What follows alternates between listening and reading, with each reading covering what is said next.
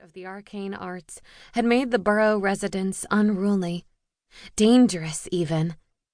Tana hadn't heard of many norms disappearing yet, but with Maladias' dark influence spreading, it was only a matter of time. They were all running out of time. It wouldn't be long until he'd absorbed enough power, gained enough strength after traveling over to their realm to attempt an attack on New York City. Once that happened, Tana was sure he'd use the city as his base camp to complete his conquest of their world. Then there really would be nothing left worth fighting for, and no one who could fight against him. She crept across the transept to the ambulatory, hoping beyond hope she'd find someone still alive. 2 thick wooden doors had been set into the stone wall, tightly shut. Tana knocked. No answer. She knocked again, harder.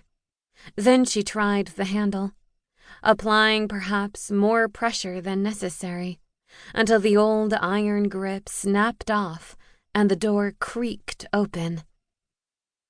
Someone gave a frightened cry from inside. Bodies scuffled away from her as she stepped into the room. The sharp tang of magic crackled in the air as different colored spells were conjured in terrified palms. Utochi! Richle! Neshnas muje dosta! No, I'm a friend. Friend, Tana said. You can try. She barely leapt aside as a spell blasted the wall beside her. More yelling followed, overtaken by a child crying. I'm not Maladias, Tana yelled. The attack paused. Tana stayed crouching behind a table until she felt safe enough to peer over the lip. Oh, hex it all. The kids. 5 of them, the oldest no more than 8, the youngest cowering behind the others, cheeks red and streaked with tears. The oldest child stepped forward, spells still ready to cast. His eyes narrowed at her. Who are you? He asked in halting English. You are not bad? Tana kept her hands up as she slowly rose. I'm not bad. I'm a friend. The stench of rotten flesh hit her anew, and Tana jerked her head toward the corner of the room. She nearly gasped.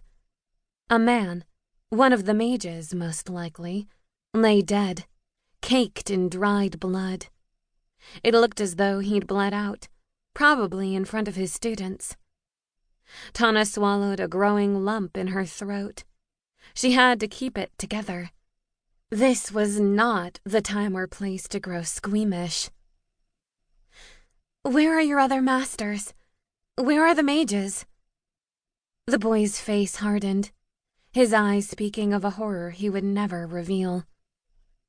They are dead. Everybody is dead.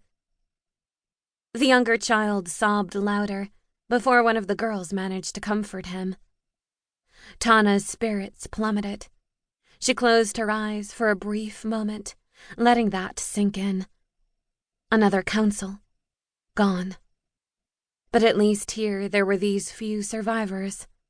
That was more than most. The children could have a place back at the academy. A safe place. For now, at least. Tana whipped back around toward the door as something moved in the cathedral's atrium. She forced her breathing steady.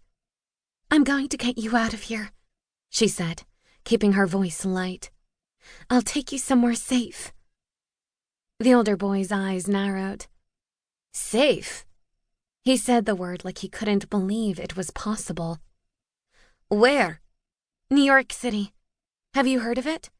It's a great, big place and a bunch of amazing people, other supernaturals just like you, are there. She didn't mention that the reason a bunch of supes were there was because most were using it for sanctuary. Soon, New York would be the last magical stronghold left.